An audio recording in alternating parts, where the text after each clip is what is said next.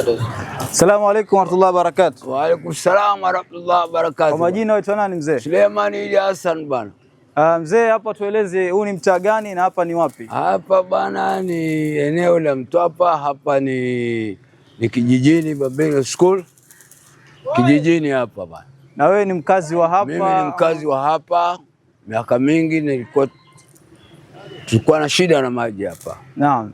Na naomba utueleze, kabla Halal Charitable Trust kuingia sehemu hii na kuwapatia maji, ilikuwaje mambo kuhusu maji hapa kwa mtaa? Ilikuwa ni shida, tuwasafiri muda mrefu sana. Naam. Familia ilikuwa zinapata shida kwenda mpaka huko karibu barabarani.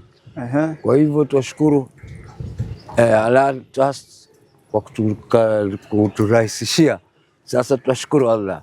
Pengine ni kilomita ngapi uko mkitembea kuchukua maji? Ya karibu kilomita 2.5 hapo mpaka barabarani. Naam. Sisi na hao ndugu zetu walio hapa majirani sote.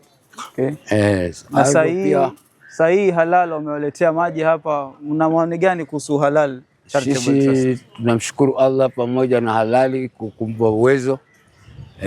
Na yeye tunamwombea mzidishie kheri zake. Asimnyime Mwenyezi Mungu fadhila zake kama alivyotusaidia, na Mungu atamwata inshallah.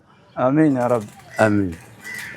Kwa hivyo sasa tuna afwan. Naam. Namshukuru Allah. Shukran sana mzee.